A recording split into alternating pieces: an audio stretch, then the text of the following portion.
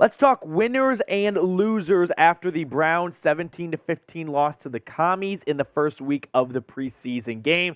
There were definitely some highlights, but unfortunately there were some lowlights to go along with it. We had DTR once again put on a clinic. The guy went 9 for 10, 102 yards, and 1 touchdown to David Bell. And shout out to David Bell for getting his first NFL touchdown. But let's not start with DTR. Let's start with the quarterback who started the game. I had Deshaun Watson as my first winner.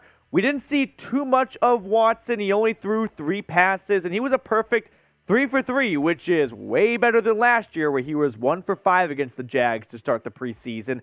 But he was really good with his legs. I mean, there was that one play where he escaped Chase Young for a sack, and he went off for a first down. And I'm not going to lie, probably like most people watching, every time Watson took off with his leg, I sort of lost my breath for a moment, and I was just screaming, get down, get down, get down. We don't need to see you actually go for the first down. We know you could do it if it really mattered.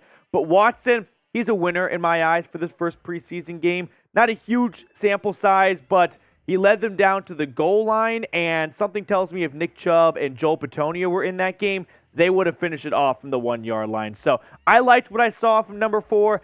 I don't need to see Watson again. We can watch more DTR in the preseason. That's very entertaining. Let's bubble wrap Watson with the rest of the starting offense until week 1 against the Bengals. But who was your biggest winner in this week 1 preseason game? Was it Deshaun Watson? Could it be someone else we're going to talk about on today's show? Chime in for me down in the comment section. So we continue to have the same conversation again, and that is Anthony Schwartz is unfortunately another preseason game loser.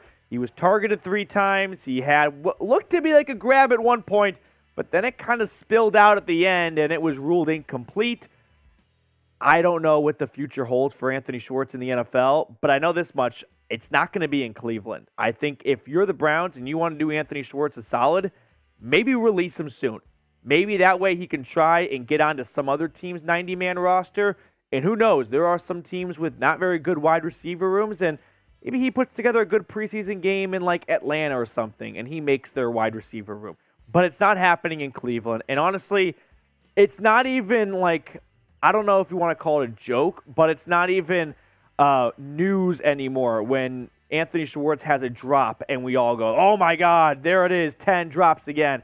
It's kind of like, same shit, different game. What's new? This isn't even a story at this point anymore. So Schwartz, unfortunately, another rough go in the preseason. Couldn't quite make the grab on a lot of passes tossed his way. So he's a loser in the preseason. So with that being said, though, make sure to subscribe. That way, when we go live every single week, every Thursday, and when we go live for every single game during watch parties, you don't miss a thing. Plus, we just crossed 21,000 subscribers. So join one of the fastest growing YouTube communities out there when you hit that sub button. My second winner is another quarterback, and it's the one that came on after Josh Dobbs, which is our new preseason prince, Dorian Thompson-Robinson. The baton has been passed from Josh Dobbs to DTR, and DTR against the Commanders was slicing and dicing. 9 for 10, 102 yards, 1 touchdown. There is a legitimate battle, I believe, brewing now for the backup quarterback job. I think it's DTR against Josh Dobbs, and maybe you've got something happening here. I mean, it's only been 2 preseason games, but can we all agree that when DTR goes on the field, there is a different vibe on offense, right? There is a whole different mood, if you will. And so I'm all for DTR giving Josh Dobbs a real run for his money to be this team's backup quarterback. Hopefully, we never see Dobbs and we never see DTR play a regular season game in Cleveland as long as Deshaun Watson is on this roster. But 50% of starting quarterbacks miss a game at some point nowadays. So you better have a good backup plan in place. And that kind of leads me to this question here.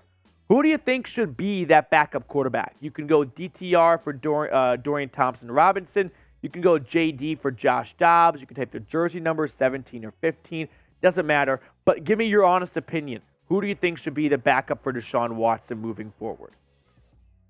So if we're not talking about Anthony Schwartz in the preseason as a loser, we're probably talking about Cade York because it was yet again another tough outing for the former LSU Tiger. He was 0 for 1 in field goals against Washington. He made one extra point, and it was a perfect extra point for what it's worth. He seems to have really good extra points, but it's the 50-yard or within field goals that are troubling him, and that's an issue. Now, Kevin Stefanski, talking to the media after the game, said they have no plans on bringing in another kicker. Hey, Kevin, can I entertain you in another idea, which is bring another kicker in. Get Robbie Gould on the next direct flight to Cleveland, and let's get this done. Let's bring in some more competition, because I am not going to let this team go down the drain this year, which is the most talented Browns roster in decades, because Cade York misses some 45-yard field goal in Week 18. Absolutely not. Not happening. Doesn't mean that Cade York can't win the kicking job, but I'm done handing him the kicking job. You did that last year. Now it's fine. You drafted him in the 4th round. This year, you went into the year thinking there's going to be a turnaround. We got Bubba Ventrone here. He's going to do a better job. And the fact is, the job's not done. And at some point, I think we got to at least entertain the idea of bringing in another kicker. How many more preseason games does Kevin Stefanski need to see before he decides maybe Cade York isn't the guy? Honestly, maybe it's 3. And maybe this conversation goes a different direction next week. And if that's the case, so be it. But there has to be a number in Kevin Stefanski's head of, all right, he is now 3 for 7 in the preseason. Whatever that number is, we're getting close to it. And I already think we're here. But if we're not here, we're going to be there soon at this rate. And so why not bring in some competition now to get a head start on who could be this team's kicker if Cade York just is not the guy?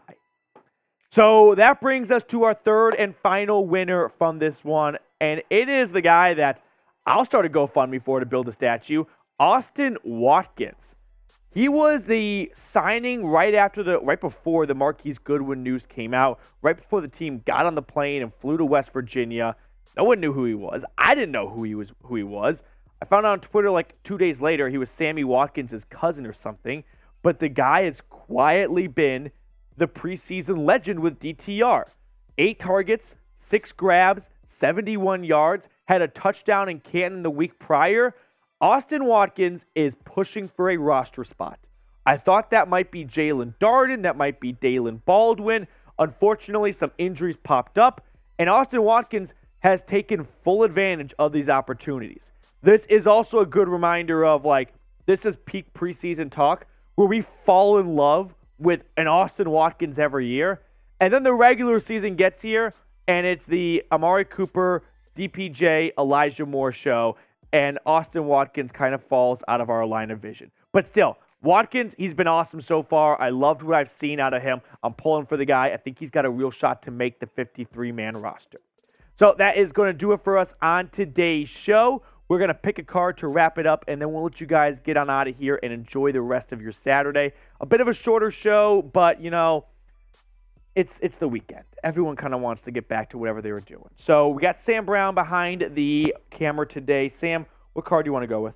We're going to go 9 of spades again. 9 of spades. I was let down the last time because apparently in a future video, the 9 of spades was chosen. So hopefully not this time. Okay. Probably this time again. 9 of spades. I'm going to go with give me Jack of Hearts. I'm ready to be hurt. 6 of spades. Oh, 6 of you're spades. kidding me. You had The other end of the 6-9. Oh, that's beautiful. That's nice, but it's brutal too. Now, that's going to do it for us on today's show. If you enjoyed the content we provide here, consider subscribing. We just crossed 21,000 subscribers, like I said, so hop aboard here and get ready for the 2023 season by hanging out with us.